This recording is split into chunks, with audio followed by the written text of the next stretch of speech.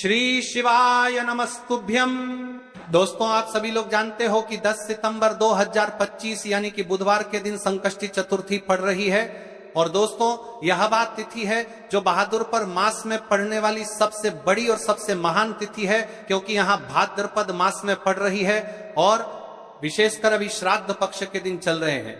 शिव महापुराण की कथा में बताया गया है कि यदि अगर मौका लग जाए और भाद्रपद मास में पड़ने वाली संकष्टी चतुर्थी पड़ जाए तो यदि इस दिन आपने 3 हल्दी की तुलसी पत्ती वाला उपाय आपको अवश्य करना चाहिए। इन्हां दोनों का संयोग बहुत ही काम आता है, इसलिए आपको इस दिन ये 3 तुलसी पत्ते वाला उपाय तो अवश्य ही करना चाहिए। पूरे वर्ष में केवल एक बार ही ऐसा आपको मौका मिलता है। और दोस्तों, आप सभी लोग जानते हो कि यदि बुधवार का कोई सबसे बड़ा उपाय है तो वह मात्र केवल 3 तुलसी पत्ते वाला उपाय है।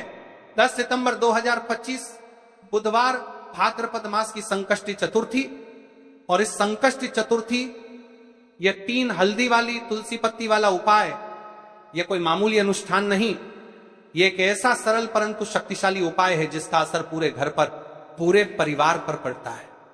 अगर आज तक आपने या आपके घर के किसी सदस्य ने इसे नहीं किया तो याद रखो, आपके पास एक आखिरी बड़ा अवसर है, इसे बिल्कुल मत छोड़ना। यदि आज तक आपने इस उपाय को किया ही ना हो तो महाराज इस दिन आपके पास एक आखिरी मौका है। देखा गया है जो मनोकामना बड़े बड़े पूजा पाठ अनुष्ठान से पूर्ण नहीं होती, वह इस उपाय को करने से पूर्ण हो जाती है। इसलिए पूरे घर परिवार में से यदि आपके घर में कोई ऐसा सदस्य है जो अपनी मनोकामना के लिए इस उपाय को करना चाहता है तो वह भी कर सकता है। यदि आपके जीवन में बहुत ज्यादा दुख कष्ट चल रहे हैं और आपको उसका कारण भी नहीं पता है कि समस्या क्या है, किस वजह से आखिर ऐसा हो रहा है, तो महाराज इस दिन हल्दी की तुलसी पत्ती वाले उपाय को करने से आपकी वह सारी समस्या समाप्त हो जाती है। यदि इस 3 तुलसी पत्ती वाले उपाय को किसी विशेष दिन पर किया जाए तो महाराज जी हमें उसका फल भी प्राप्त होता है। अब कई सारे लोग बोलेंगे कि महाराज जी इस उपाय 3 हल्दी की तुलसी पत्ती वाले उपाय को करने से आखिर क्या होगा। तो देखिए महाराज जी, तुलसी का पत्ता भगवान श्री हरि विष्णु को अत्यंत प्रिय है और भगवान विष्णु को हल्दी भी प्रिय है। तो यदि भगवान विष्णु प्रसन्न होंगे तो आपके घर में लक्ष्मी भी आएगी और धन संपदा में वृद्धि भी होगी, यानी आपके कार्य भी सिद्ध होंगे और आपकी मनोकामना भी पूर्ण होगी। इसलिए हमें इस 3 हल्दी के तुलसी पत्ते वाले उपाय को करना है। देखिए महाराज जी, हम इस श्राद्ध पक्ष में राशि से जुड़ा भाग्य भी बता रहे हैं और भाग्य में चल रही परेशानियों को भी बता रहे हैं। तो यदि आपको ऐसा लगता है कि आपकी राशि में कोई दोष चल रहा है तो आप अपना नाम और अपनी राशि कमेंट बॉक्स में अवश्य लिखें। अगली वीडियो में हम आपकी राशि से जुड़ा भाग्य अवश्य बताएंगे। अब बात कर लेते हैं उपाय के बारे में। देखिए महाराज जी, अब हम आगे चलकर आपके संपूर्ण बातें बताने वाले हैं कि इस उपाय को आपको कहां करना है, यानी कि शिव मंदिर में करना है या फिर घर पर करना है। घर पर करना है तो किस समय करना है, यानी उपाय का जो समय है वह सबसे उत्तम समय कौन सा है और उपाय की सामग्री आपको क्या क्या और लेनी है। सबसे पहले आपको उपाय को करते समय क्या करना है, तो आपको वीडियो के अंतिम तक बने रहना है। हम वीडियो के अंतिम तक आपके संपूर्ण बातें बताने वाले हैं। देखिए महाराज जी, अभी श्राद्ध पक्ष चल रहा है, तो जो आपके जीवन में जो भी दुख कष्ट है, धन संपदा में कमी है या फिर कोई सा दोष चल रहा हो आपके ऊपर, पितृ दोष, कालसर्प दोष, वास्तु दोष, ये जो भी है महाराज जी, यदि आप इस उपाय को करते हैं तो सारे समाप्त होते हैं। इस उपाय को करने से आपके जीवन में चल रही कौन कौन सी परेशानियां समाप्त होगी, ध्यान से सुनिए। पितृदोष का शमन, घर के बेमुकाबला संकट जिनका कारण अज्ञात पितृदोष माना जाता है वे कम होने लगते हैं। घर में जो बार बार मतभेद, रोग या आर्थिक उलझन बनी रहती थी उसमें शांति नजर आती है। विवाह, संतान, सफलता संबंधी समस्याओं का समाधान। जिन घरों में संतान या विवाह से जुड़ी समस्याएं थीं उन्हें सकारात्मक संकेत मिलने लगे हैं। रोजगार और व्यापार में उन्नति अटकने हटती हैं, पुराने गड्ढे धीरे धीरे खुलते हैं, नए अवसर आते हैं। मानसिक शांति व आत्मविश्वास, सबसे बड़ा लाभ अक्सर यह होता है कि मन हल्का हो जाता है। जब मन शांत होगा तो निर्णय बेहतर होंगे। घर में सौहार्द बढ़ना, पितरों की शांति से घर का वातावरण बदलता है। लेकिन छोटे मोटे झगड़े कम होते हैं। रक्षा एवं आशीर्वाद, अनेक लोगों ने बताया कि संकट के समय अचानक कोई सहायता मिली, वह पितृ आशीर्वाद की अनुभूति होती है। ये सारी चीजें चमत्कार की तरह नहीं आती अगर व्यक्ति अपने कर्म नहीं बदलता, पर यह उपाय मन भाव और कार्य को एक नई दिशा देता है और उसी दिशा से बाहरी परिणाम स्थायी बनते हैं। अब बात करते हैं कि इस उपाय को किस समय करना चाहिए। देखिए महाराज जी, इस उपाय को करने के 2 समय बताए गए हैं, सुबह का समय, प्रदोष काल का समय। कई सारी माता बहनें सुबह के समय इस उपाय को करना चाहती है तो वह सुबह के समय इस उपाय को कर सकती है। सुबह का समय सबसे शुभ माना जाता है, विशेषकर पूजा पाठ और उपासना के लिए सुबह का समय बहुत उत्तम है। सबसे श्रेष्ठ समय सुबह 7:00 बजे से 8:00 बजे तक। यदि कोई व्यस्त है और वह इस उपाय को करना चाहते हैं तो सुबह 10:00 बजे तक कर सकते हैं। और यदि कोई माता बहन चाहे कि वह 12:00 बजे से पहले कर लें तो भी मान्य है। बस इतना ध्यान रखना है कि दोपहर 12:00 बजे से बाद नहीं होना चाहिए। अब देखिए महाराज की बात कर लेते हैं प्रदोष काल के समय के बारे में। प्रदोष काल का समय दूसरा श्रेष्ठ समय है प्रदोष काल। प्रदोष काल का अर्थ है संध्या के समय का वो विशेष मुहूर्त, सबसे श्रेष्ठ समय शाम 5:00 बजे से 6:00 बजे तक। यदि इस समय न हो पाए तो रात 8:00 बजे तक कर सकते हैं, लेकिन याद रखिए 8:00 बजे के बाद यह उपाय न करें। अब कई सारे लोग कमेंट करके हमसे ही समय पूछने लगते हैं कि महाराज जी आप ही बता दीजिए सबसे उत्तम समय कौन सा है, कौन सा समय चुने। यदि आप प्रदोष काल में करें तो दीपक साथ ले जाएं, यदि आप सुबह करें तो गंगा जल साथ रखें। दोनों समय पर भगवान विष्णु प्रसन्न होते हैं, आप किसी भी समय कीजिए। अब देखिए बात कर लेते हैं इस उपाय की सामग्री के बारे में कि इस उपाय के लिए आपको क्या क्या सामग्री चाहिए। 3 तुलसी पत्तियां ताजी हो तो उत्तम। यदि एकादशी का दिन है तो तुलसी नहीं तोड़नी चाहिए। ऐसे में घर में रखी सूखी तुलसी पत्तियां भी उपयोग में ली जा सकती हैं। यदि आपके घर में तुलसी का पौधा नहीं है तो आप किसी पड़ोसी या परिचित से ले सकते हैं। देखिए भगवान विष्णु को हल्दी अत्यंत प्रिय है, तो अब हमें हल्दी लेना है। 1 चुटकी हल्दी, रसोई घर की हल्दी चलेगी, शुद्ध हल्दी का प्रयोग करें। अब इस उपाय को करने के साथ में हमें एक दीपक भी लेना है महाराज जी, ठीक है। एक दीपक, लंबी बत्ती का दीपक। प्रदोष काल में करने पर दीपक अवश्य जलाएं। थोड़ा सा गंगाजल सुबह के समय करने पर गंगाजल का उपयोग करें। भगवान विष्णु की प्रतिमा या चित्र, भगवान विष्णु, श्री राम या श्री कृष्ण की प्रतिमा रखें। अब हम इस उपाय की पूरी विधि विस्तार से समझते हैं। शुद्धि और प्रारंभिक प्रार्थना। सबसे पहले आप स्नान कर लें या कम से कम हाथ मुंह धो लें, स्वच्छ वस्त्र पहने और पूजा स्थान को साफ करें। भगवान विष्णु की प्रतिमा के सामने आसन बिछाएं। तुलसी से प्रार्थना करके 3 पत्तियां लेना। हे माता तुलसी, मेरे जीवन में अनेक कष्ट हैं, मैं आपसे विनम्रता पूर्वक 3 पत्तियां ले रहा रही हूं, कृपया मेरी मनोकामनाएं पूर्ण हो।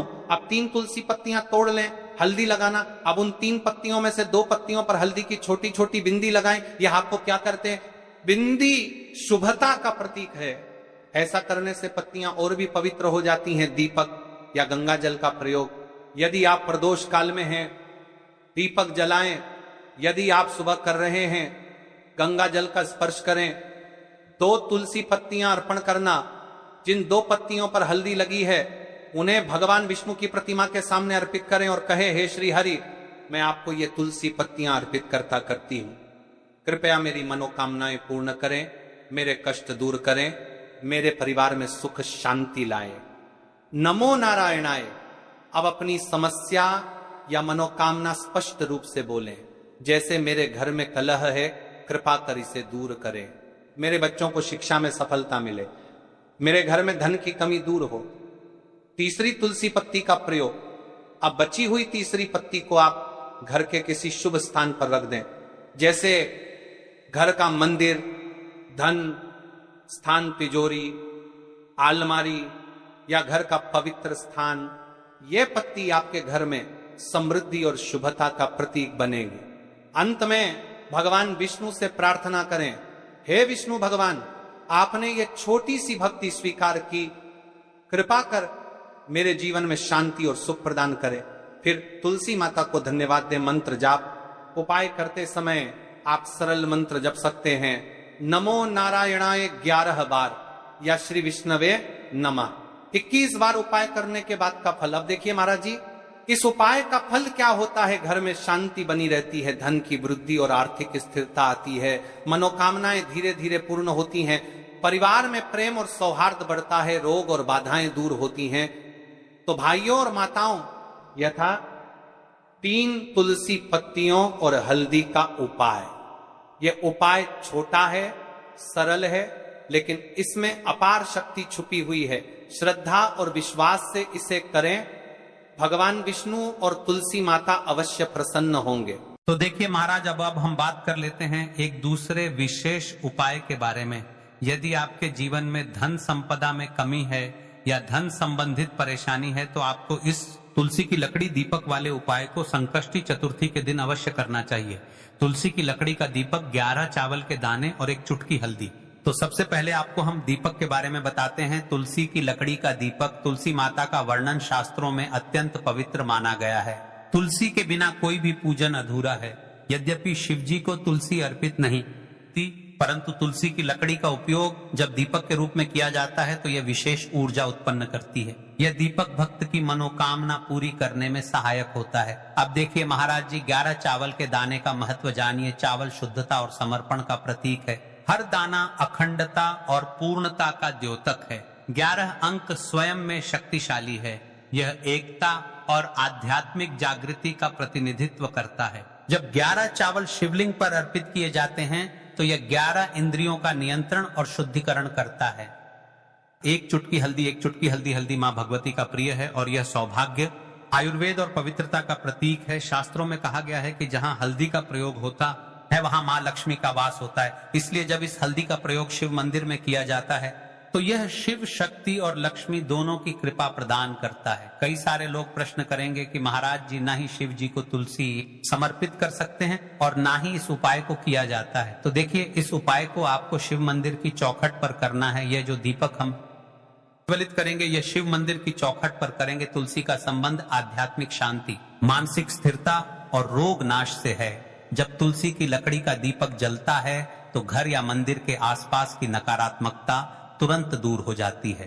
तो देखिए महाराज जी, आपको इस तुलसी की लकड़ी के दीपक के बारे में हम आपको सबसे पहले बताते हैं। हालांकि आपके तीनों उपाय को साथ में ही करना है, लेकिन सबसे पहले और प्रथम तुलसी की लकड़ी का दीपक। तो देखिए, तुलसी की लकड़ी प्राप्त करना, यदि घर में तुलसी का पौधा है तो उसकी पास की नरम लकड़ी लेनी है। यदि घर में तुलसी का पौधा नहीं है तो बाजार से भी तुलसी की लकड़ी खरीदी जा सकती है।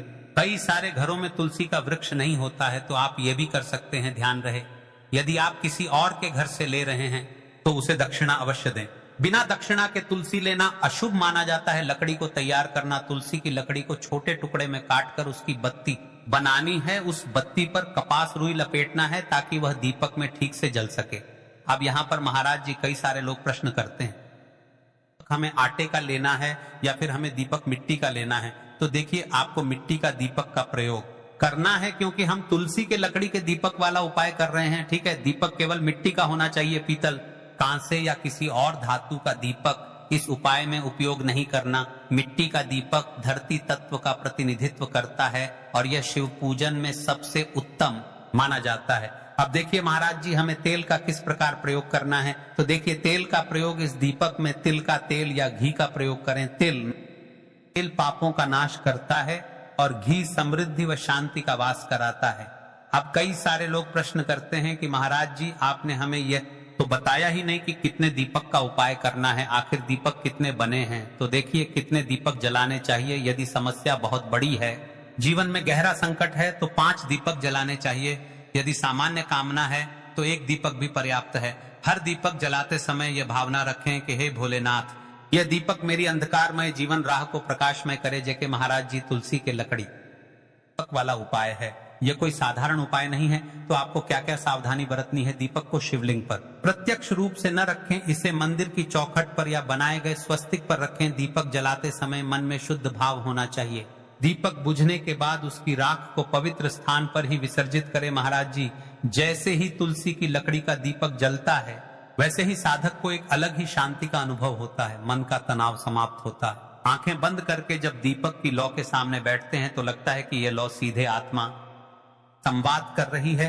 यह लौ मानो भगवान शिव के आशीर्वाद का प्रतीक बन जाती है। अब देखिए महाराज जी, हम बात कर लेते हैं 11 चावल के दाने वाले उपाय के बारे में। ठीक है, 11 चावल का धार्मिक महत्व। महाराज जी, चावल अन्न केवल भोजन का साधन नहीं है, बल्कि इसे पूर्णता, शुद्धता और अखंडता का प्रतीक माना गया है। वेदों और पुराणों में अन्न को अन्न देवता कहा गया है। अन्नम ब्रह्मेति व्यजानात, यह उपनिषद का कथन है, अर्थात अन्न स्वयं ब्रह्म है। इसलिए जब भक्त शिव जी को चावल अर्पित करता है तो केवल एक दाना नहीं चढ़ाता, बल्कि अपनी आत्मा और जीवन का समर्पण करता है। अब सबसे महत्वपूर्ण प्रश्न उठता है कि 11 चावल ही क्यों शास्त्रों में कहा गया है कि मनुष्य के शरीर में 11 चावल के दाने शिव जी को अर्पित करता है तो वह अपनी 11 इंद्रियों को भगवान को समर्पित करता है। यह समर्पण साधक के भीतर शुद्धि और संयम लाता है। अब देखिए महाराज जी, चावला के दाने कहां से लेने हैं, कैसे लेने हैं, इस बात पर चर्चा कर लेते हैं, क्योंकि कई सारे लोगों को मन में यह भी प्रश्न रहता है। घर में रखे चावल का प्रयोग किया जा सकता है, चाहो तो दुकान से भी ले सकते हो। ध्यान रहे, चावल अखंड और शुद्ध होने चाहिए। टूटे हुए दाने अशुभ माने जाते हैं। 11 दानों को अलग करके एक छोटे डिब्बे या पुड़िया में सुरक्षित रखना है चावल अर्पण की विधि। अब सुनिए महाराज जी, 11 चावल के दानों का प्रयोग कैसे करना है। अब देखिए महाराज जी, जैसे ही आपके चावल के दाने आप एक पुड़िया में रख लेते हैं, अब आपको शिव मंदिर में जाकर के इस उपाय को करना है। तो देखिए, आप एकदम स्वच्छ जल से नाहट होकर के शिव मंदिर पहुंचे और इस उपाय को करना है। तो देखिए, कई सारी मेरी अन्य माताएं बहनें रहती हैं जो शिव मंदिर में जाती से ही दूसरी अन्य माता बहनों से सामग्री मांगने लगते हैं, जैसे कि ओ जीजी अपने बेलपत्र लाए हो क्या, एक देना, आज मैं लाना भूल गई, वह जीजी थोड़े से फूल दे दो। तो देखिए, आपको शिव मंदिर में जाकर के ये नहीं करना है। आप सिर्फ अपनी सामग्री से उपाय कीजिए और घर आ जाइए। ठीक है, जब मंदिर जाएं, सबसे पहले शिवलिंग पर गंगा जल या शुद्ध जल चढ़ाएं। एयूएम नमः शिवाय का जप करते हुए शिवलिंग का ध्यान करें। अब सबसे पहले एक दाना गणेश जी के स्थान पर अर्पित करें, क्योंकि गणेश जी बिना हर कार्य अधूरा है। इसके बाद शेष 10 दानों को एक एक करके शिवलिंग पर अर्पित करें। हर दाना चढ़ाते समय मन में एक एक प्रार्थना करें, जैसे पहला दाना, हे शिव मेरे जीवन से रोग दूर करो। दूसरा दाना, हे महादेव मेरे घर में सुख समृद्धि लाओ। तीसरा दाना, हे भोलेनाथ मेरे संतानों को रक्षा दो। चौथा दाना, मेरे व्यवसाय नौकरी में सफलता दो। 5वां दाना, मेरे परिवार में एकता बनी रहे। इसी तरह हर दाने पर अपनी मनोकामना रखनी है, भावनाओं की शक्ति। जी, ये ध्यान रखना बहुत जरूरी है कि चावल अर्पण करते समय मन शुद्ध होना चाहिए। अगर चावल चढ़ाते समय मन में संदेह होगा तो उपाय फल नहीं देगा, लेकिन यदि दानों को अर्पित करते समय हृदय से प्रार्थना होगी तो भगवान शिव तुरंत सुनेंगे। चावल का आध्यात्मिक प्रभाव, चावल का रंग सफेद है, यह शांति और पवित्रता का प्रतीक है। जब सफेद चावल शिवलिंग पर चढ़ाए जाते हैं तो यह साधक के जीवन से अज्ञान और अशांति को मिटाकर ज्ञान और सुख प्रदान करता है। 11 दाने सामूहिक रूप से पूर्णता का भाव लाते हैं। प्रत्येक चढ़ाते समय यह मंत्र बोल सकते हैं, ओम त्र्यंबकम यजामहे सुगंधिम पुष्टिवर्धनम उर्वारुकमिव बंधनान मृत्योर्मुक्षीय मामृतात, या केवल ओम नमः शिवाय का जाप भी पर्याप्त है। उपाय करते समय अनुभव, जब भक्त एक एक चावल का दाना अर्पित करता है तो वह अनुभव करता है कि उसका हर बोझ, हर कष्ट शिव जी को सौंप रहा है। हर दाना एक प्रतीक है दुख का बोझ हटाने का और सुख का द्वार खोलने